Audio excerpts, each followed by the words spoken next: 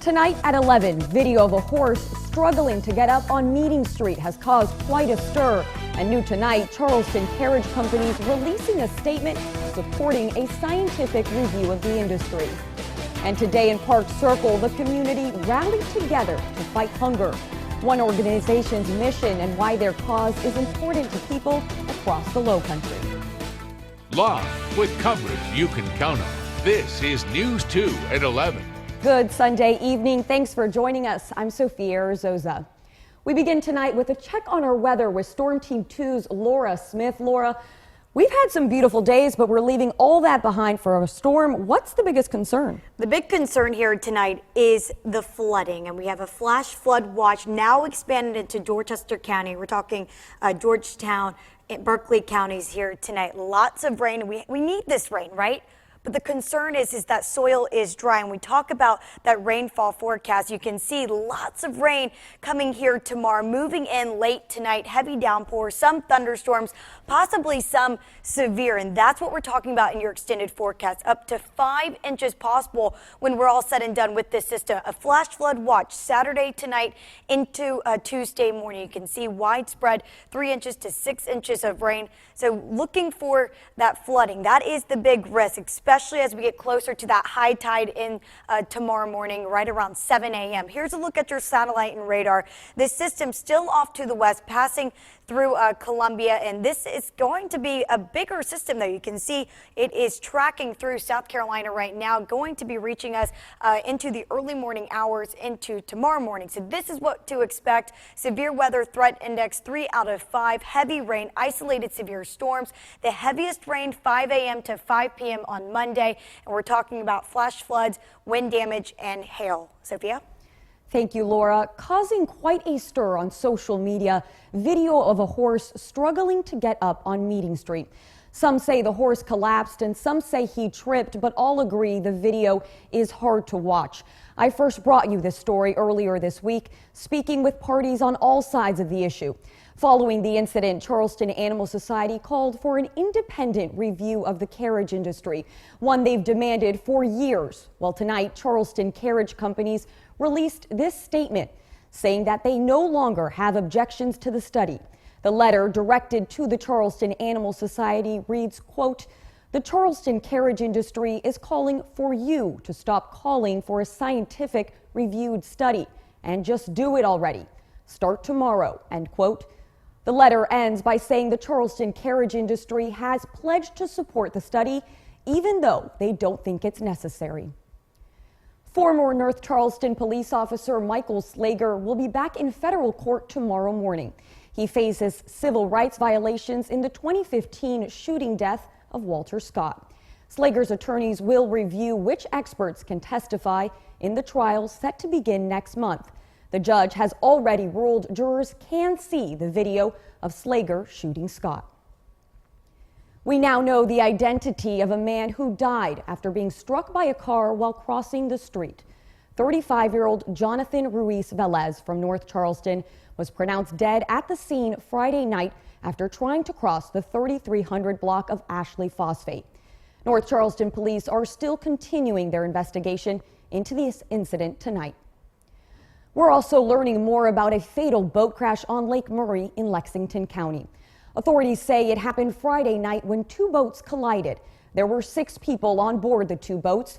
2 men died. The first body was found shortly after the crash. The second was recovered after an 18-hour search. This comes as a reminder to keep safe on the water as we move into boating season.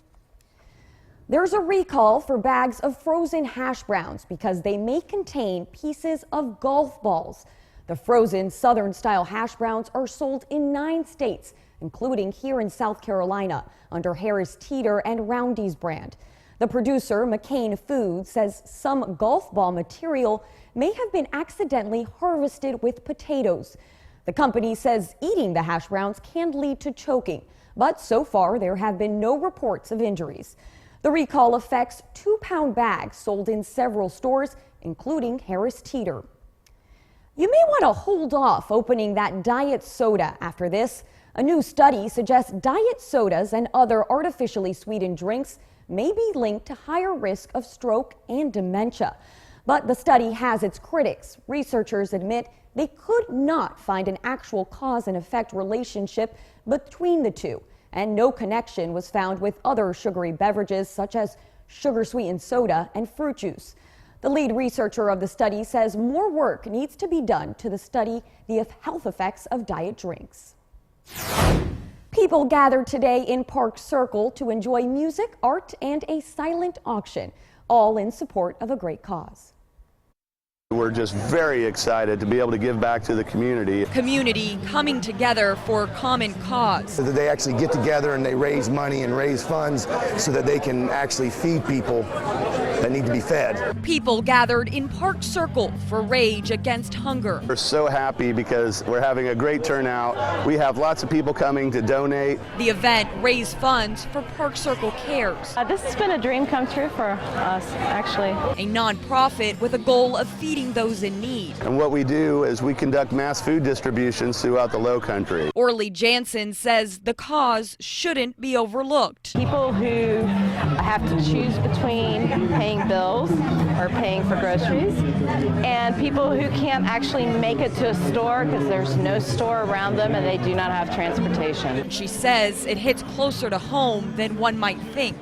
We live in a wonderful community here in North Charleston and all of the Charleston areas, but the thing to remember is that within 2 miles of every neighborhood there are people struggling with food insecurity, and it is a crying shame. Park Circle Cares held its first fundraiser last fall.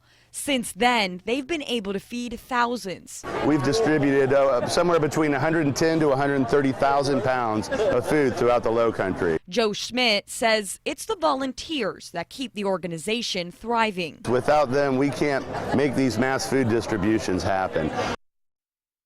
No word yet on how much money was raised, but the money from the auction goes back into the community to support our local farmers. A grassroots movement to help your neighbors in need. The Blessing Box is about give and take. Give what you can and take what you need. The box is put in a central location. Anyone from the community is welcome to contribute things people might need, like non-perishable food and personal hygiene items. People who are struggling can come by and take it, completely anonymous, no questions asked. If you've ever been hungry, and I've been hungry before, then you don't want anybody else to be hungry. And I feel like people who are really in need, they just come take what they need and they leave the rest. I've never had everything disappear at one time. Usually people just come and take a few items. And also they know it's going to be here. So if they need some more the next day, they can come back and get some more the next day. If you want to donate, they say the most popular items are canned tuna and rice. There are currently 5 blessing boxes set up across the Low Country. In North Charleston off Rivers Avenue, in downtown Charleston near the Crosstown, in West Ashley in the Ardmore neighborhood, in Monk's Corner at Living Tea's business, and in McClellanville at McClellanville Realty. For more information about these locations or how to get involved in the project, you can head online to counton2.com. Coming up on News 2 at 11. A big week starts tomorrow as the deadline ticks down on the proposed budget. Without it, we could be facing a government shutdown. That and more from Washington up next. And Storm Team 2 issuing a weather alert day for your Monday. Heavy rain and possible isolated severe thunderstorms moving into the region. But right now, let's look at that fishing forecast.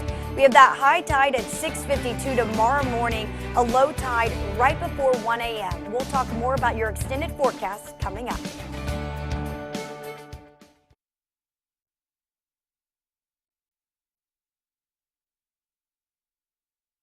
What?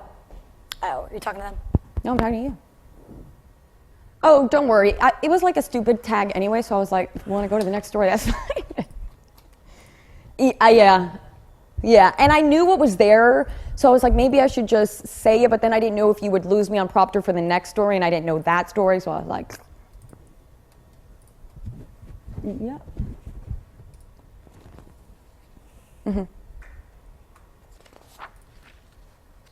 Okay. Good, I was nervous about 246. I know. I was like, I'm going to see that number and be like, too 146. I cannot say the word McClellan. Okay, did you cannot. notice You how did slow? good, but I can't say but it. I've messed it up thousands of times. How have you taught yourself to say it? I just go really slow. And by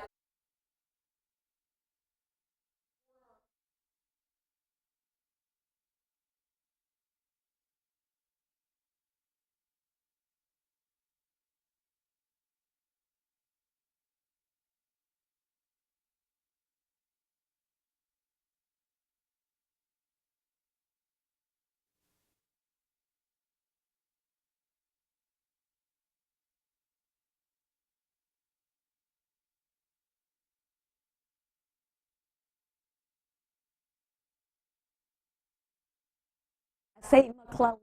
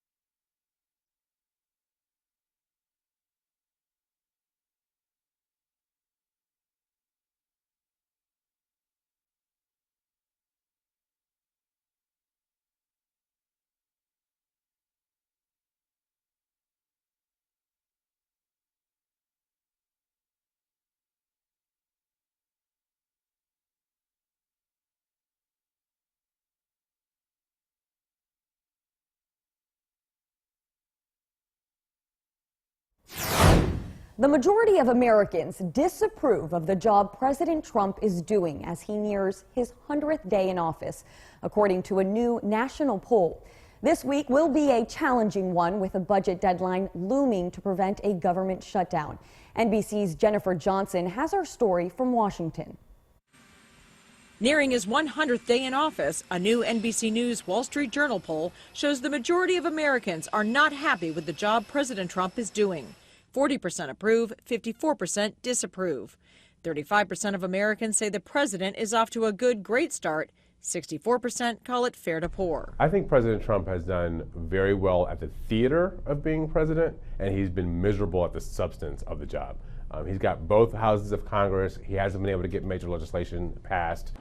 President Trump faces a challenging week, a budget needed by Saturday, his 100th day, or the government could shut down. But the spending plan includes money to pay for a wall between the U.S. and Mexico, a Democratic deal breaker. When the president says, well, I promised a wall during my campaign, I don't think he said he was going to pass billions of dollars of cost of the wall onto the taxpayer. Not the plan, as the president tweeted Sunday. Eventually, but at a later date, Mexico will be paying in some form for the badly needed border wall. Also this week, Congress will try again to replace Obamacare, a 100-day campaign promise. It's a marathon, not a sprint. So we're hopeful for this week, but again, it's not something that has to happen in order to define our success. As for a possible government shutdown, Priebus says he believes that won't happen. Democrats say with Republicans in control of Congress, both the House and Senate, the burden is on that party to keep the government open. Jennifer Johnson, NBC News, Washington. Coming up on News 2 at 11. Changes to your forecast. It was a nice weekend, but you can see a red light for your Monday morning commute. That's because heavy rain and possible severe thunderstorms moving in. 68 at 7, 69 at 8, 70 at 9. Stay with us. We'll be right back.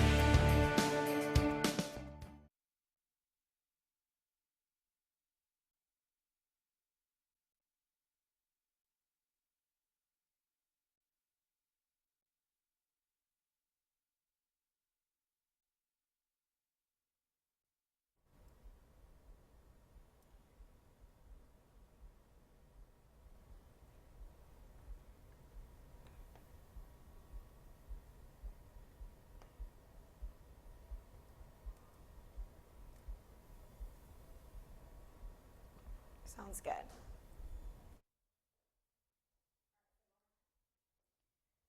So I'm going to say, what am I going to say? So we're going to come back, and I'm going to say,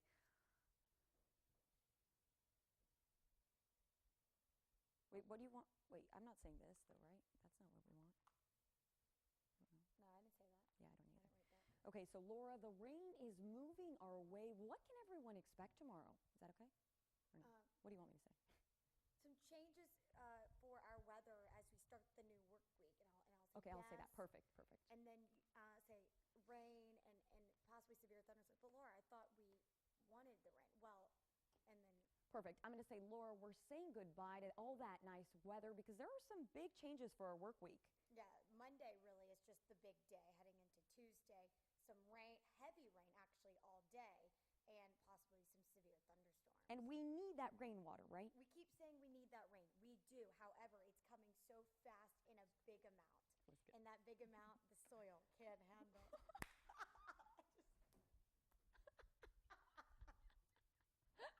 Oh, come on, Brandon. Live a little. Smile He's some. making fun of us. Yo.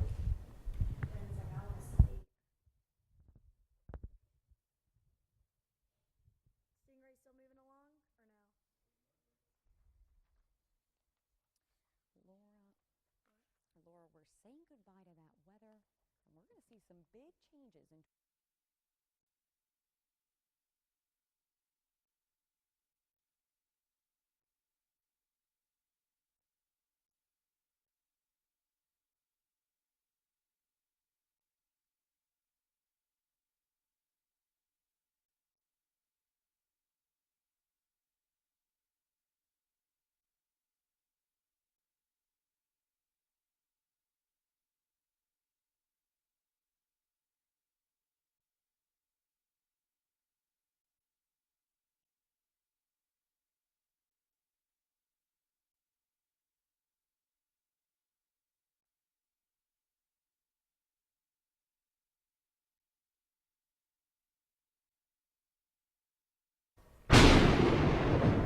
Laura, we have had a beautiful weekend, but we're saying bye to that good weather because there are some big changes for our work week. Tell us what we have. That's right. We have heavy rain moving in for your Monday, but we do have some thunderstorms as well. Some